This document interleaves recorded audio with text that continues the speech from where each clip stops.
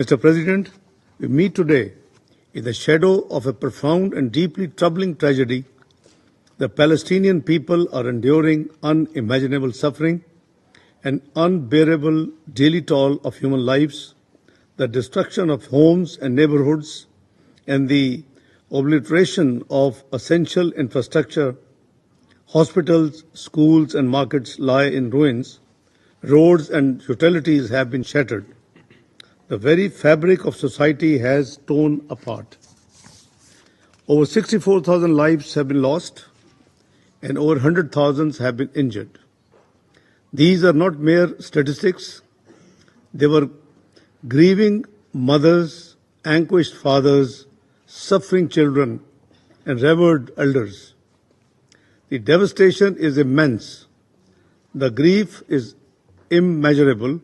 The world must not remain silent. The humanitarian situation in Gaza has reached catastrophic proportions. Starvation grips the population, and famine has taken hold.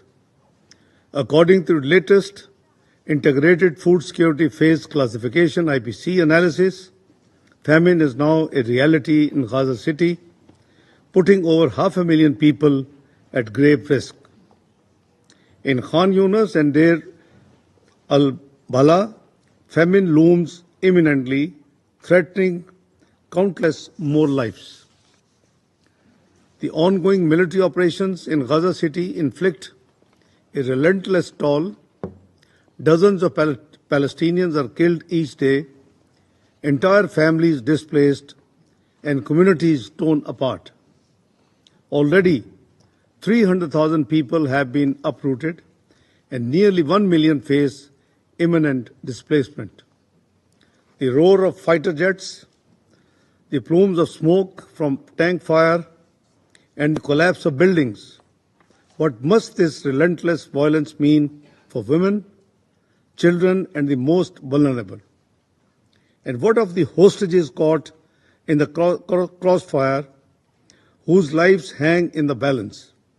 Mr. President, in the West Bank, illegal settlement expansion continues unabated. The latest E1 plan is grave violation of international law and relevant UN resolutions, as well as a stark manifestation of settler colonialism in the 21st century, a blow to the two-state solution. Mr. President, the time for action is upon us. Pakistan calls for the following urgent and concrete measures. 1. An immediate, unconditional and permanent ceasefire to halt the bloodshed and prevent further loss of lives. 2.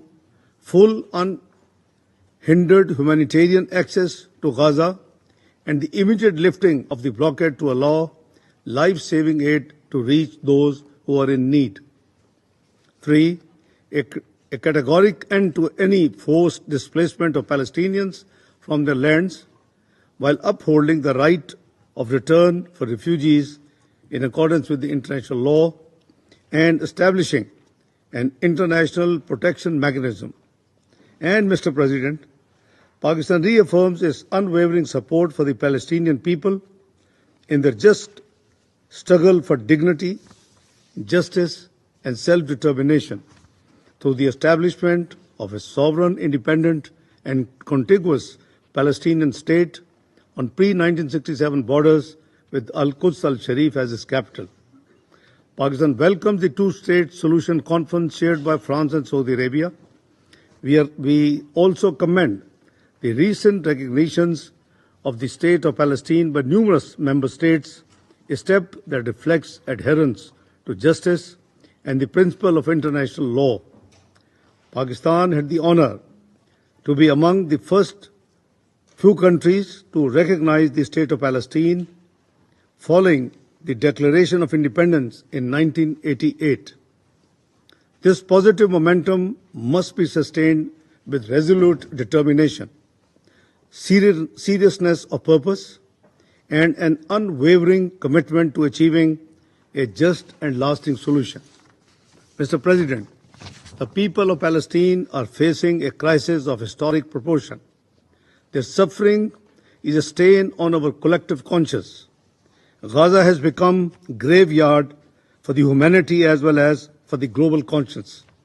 We call upon the Security Council and the broader international community to act decisively, to uphold human dignity, to ensure accountability and deliver justice. The time for words has passed. The time for action is now. Thank you, Mr. President. And